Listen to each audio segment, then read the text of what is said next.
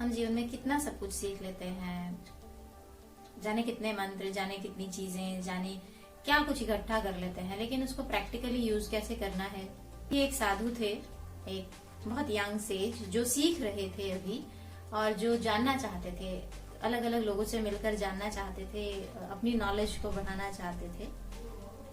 उन्हें एक शौक था कि हर किसी के पास जाते थे जो बड़े साधु थे, जाने माने साधु हुआ करते थे। उनसे जाकर पूछते थे कि आप मुझे कोई मंत्र दे सकते हैं। कोई उन्हें मंत्र दे देते थे या कुछ और प्रैक्टिस करने को बोलते थे, मेडिटेशन करने को बोलते थे, फिर मंत्र देते थे, प्रैक्टिस कराते थे, उसको यूज करने का तरीका बताते थे।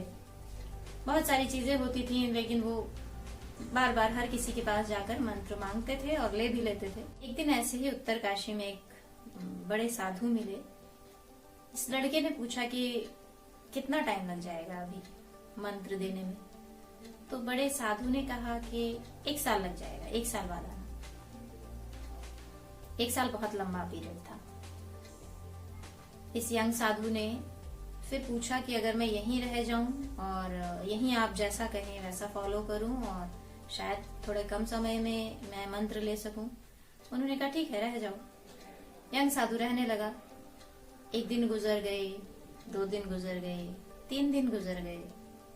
यंग साधु ने पूछा कि आप मुझे मंत्र कब देंगे, या अगर मंत्र देने के लिए कोई मुझे प्रैक्टिस करनी है तो वो बता दीजिए, मैं वो प्रैक्टिस कर लेता हूँ, जिससे समय व्यर्थ न जाए।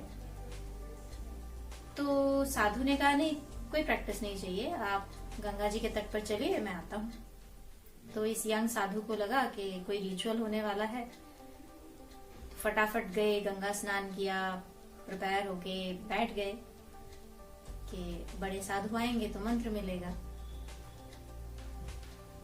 तो बड़े जो साधु थे वो आए, उन्होंने कहा कि मंत्र तो दे दूंगा, लेकिन प्रॉमिस कीजिए कि आप भूलेंगे नहीं इसको, आप हमेशा इसको साथ रखेंगे, इस मंत्र को। तो इस यंग सेज को लगा कि हाँ, दैट्स टोटली फाइन। अगर मैं कोई चीज सीख के जा रहा हूँ तो मैं जरूर उसको साथ रखूंगा और रोज उसको याद भी करूंगा। बड़े साधु ने कहा ठीक है, मैं मंत्र दे देता हूँ। तो ये जो यंग साधु था, इसको बड़ा एक्साइटमेंट हुआ कि कुछ मिलने वाला है, कोई चीज ऐसी जो मैंने आज तक नहीं जानी थी, जो ऐसी कोई बात है जिसके लिए वो 1 साल के लिए मुझे टाल रहे थे। बड़े साधु ने कहा आपको चीयरफुल रहना है हमेशा। तो ये जो यंग साधु थे बोले हाँ ठीक है, मैं चीयरफुल रहूंगा, मुझे मंत्र दीजिए। बड़े साधु बोले यही तुम्हारा मंत्र है, आपको हमेशा हर हाल में, हर जगह पर चीयरफुल रहना है, खुश रहना है। अगर आप हेल में भी हैं, अगर आप नर्क में भी हैं, तो भी इतने खुश रहना है कि आपके कारण वो जो हेल है वो स्वर्ग में बदल जाए, वो तब्दील हो जाए इस तरह से कि वहां पर रहने वालों को वो नर्क जो है वो स्वर्ग लगने लगे। आपको इस तरह चीयरफुल रहना है। एक अच्छी बात थी, सीखने लायक बात थी, लेकिन एक मंत्र नहीं था। तो ये यंग साधु परेशान हो गया, उसको लगा कि ये मंत्र तो नहीं है। तो बोले कि आप मुझे मंत्र नहीं देंगे कोई।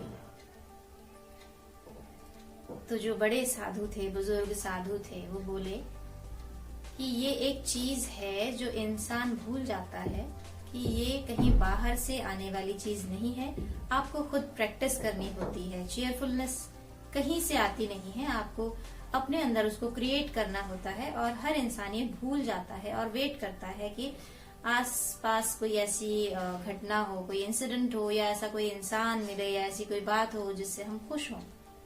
ऐसा हो नहीं पाता, क्योंकि बाहर की जो भी चीज आपको खुश करेगी वो कुछ मोमेंट के लिए खुश करेगी, लेकिन अगर आप अपने आप को चीयरफुल रखना सीख लें तो आप हमेशा एक इस तरह के एक मेंटल स्टेटस में रहते हैं कि आप बहुत अलग तरह से दुनिया को देख सकते हैं और बहुत अलग पॉजिटिव चीजें कर सकते हैं। तो आपका मंत्र है कि आपको चीयरफुल रहना है, चाहे आप जेल में रहें, चाहे आप नर्क में रहें, चाहे आप कहीं भी रहें, किसी भी हालत में रहें, आपको चीयरफुल रहना है।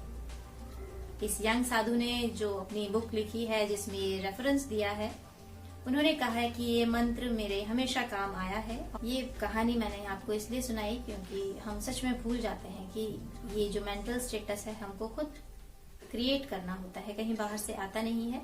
इसलिए प्रैक्टिस कीजिए चेयरफुल रहने की और अपने आसपास के एनवायरनमेंट को ऐसा बनाइए। सबसे पहले तो खुद को खुश रखिए और अपने आसपास के एनवायरनमेंट को ऐसा बनाइए कि और लोग भी इस चेयरफुलनेस से प्रभावित हो सकें और सीख सकें, मोटिवेट हो सकें आपसे कि खुश कैसे रहा जा सकता है। आज के लिए जय सिया राम।